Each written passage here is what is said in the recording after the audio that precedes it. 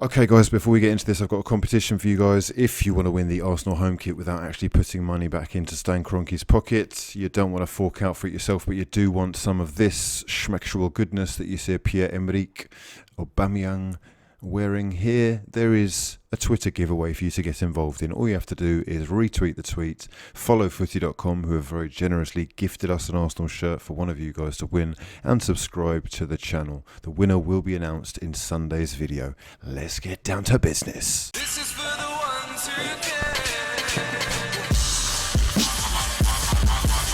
What's going on, people? Welcome back to another video. My name is hughwizzy and you're watching 90 More, back again with breaking news for that ass. Because Arsenal Football Club are actually active in the transfer window. Behind the scenes, the leaders of Accountants FC, the leaders of Netspend FC are actually out here doing business. We're making things happen, or at least we're making it look like we're making things happen, with an official £40 million bid for Crystal Palace wide forward Wilfried Zaha smashed on the table. We've whipped it out and we've slapped it on the table, £40 million.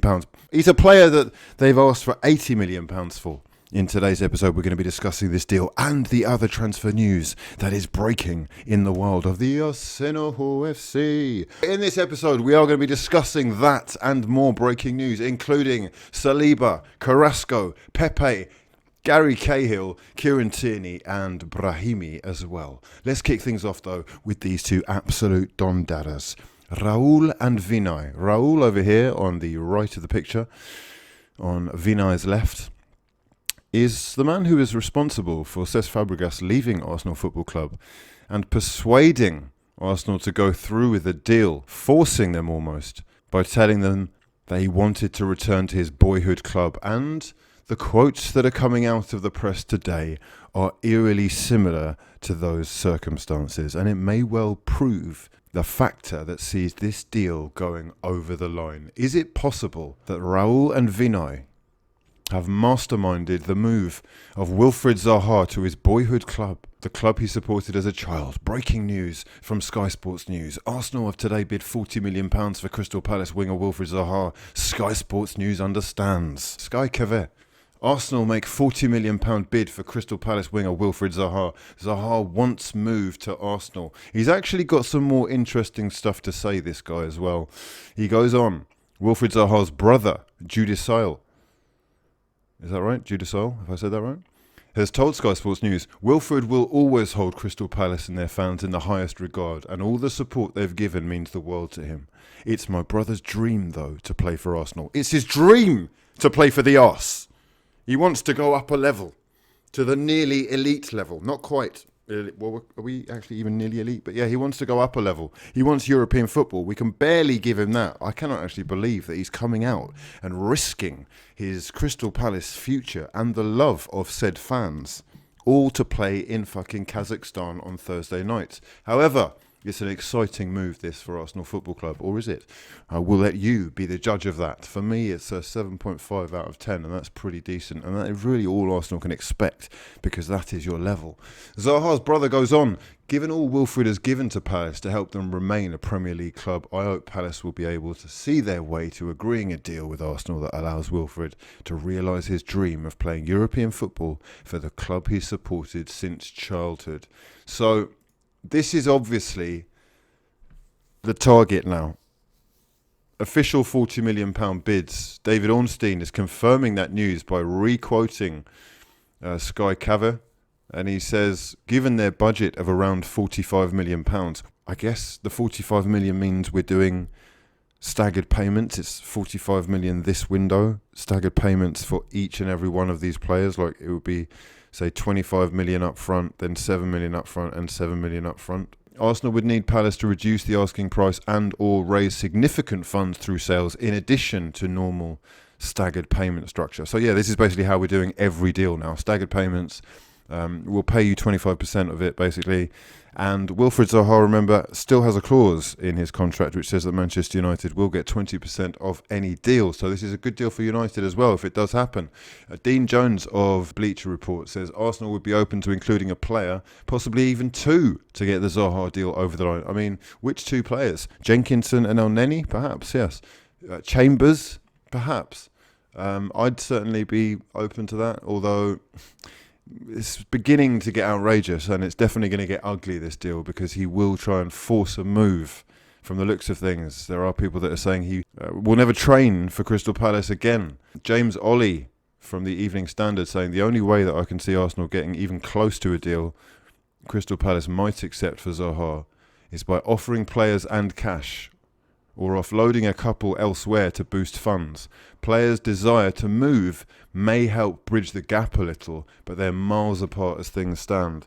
So we've offered a derisory, really, £40 million bid, which we know will be refused. His value is, on Transfermarkt at least, £40 million, and that is exactly what we've offered. To think that we're going to get a player for market value when they have no need to sell and have just sold their right back for £50 million is kind of laughable. I would expect them to reject anything that is less than what they've accepted for Wan-Bissaka. That's just a personal opinion, though. It's not fact. So very interesting to see what you think about that. I think he's a great dribbler. He's almost unmatched as far as taking on players goes in the Premier League, especially with Hazard gone now. But his end product isn't great. 32 goals in 9 years isn't an amazing return. However, he spent much of that time on the bench. He was obviously out of favour at Manchester United. He's only really become the main man at Crystal Palace, I guess, quite recently, or at least he appears to have shouldered that responsibility quite well recently.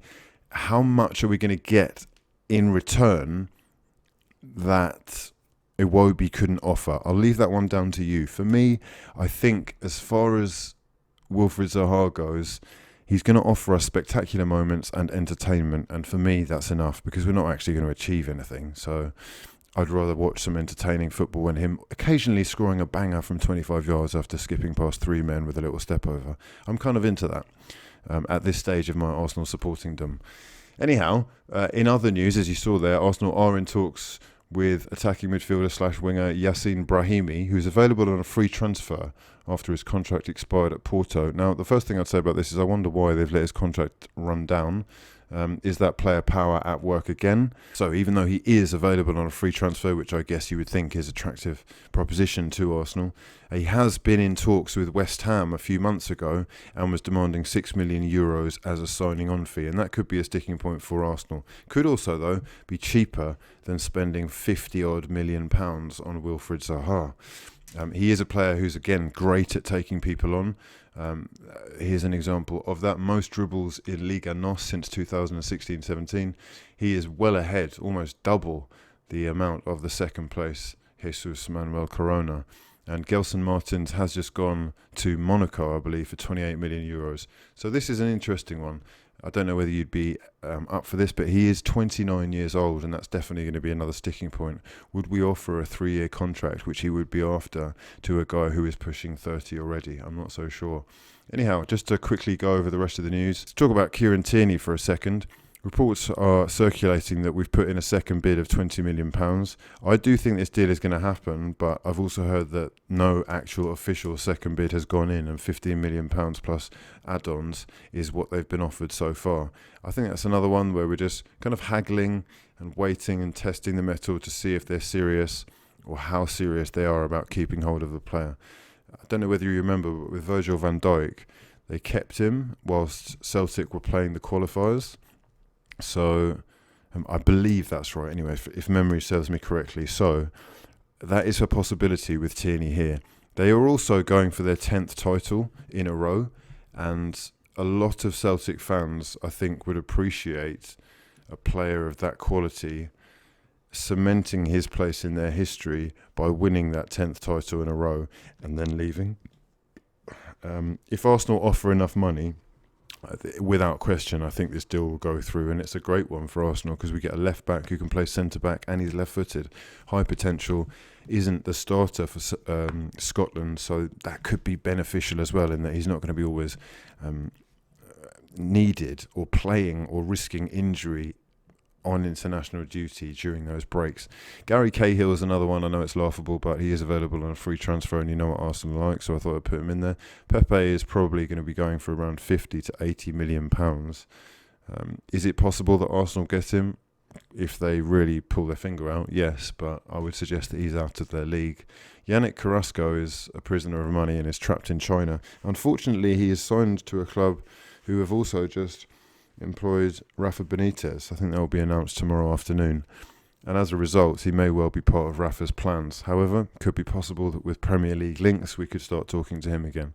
It looks, though, like Zaha, Saliba and Tierney are the three most likely to happen. So, to cover Saliba briefly, 30 million euros is what they're after, but I think we're offering 25 to 28. He is 18 years old and needs some more experience, and he's apparently happy to stay in Ligue 1 for one more season.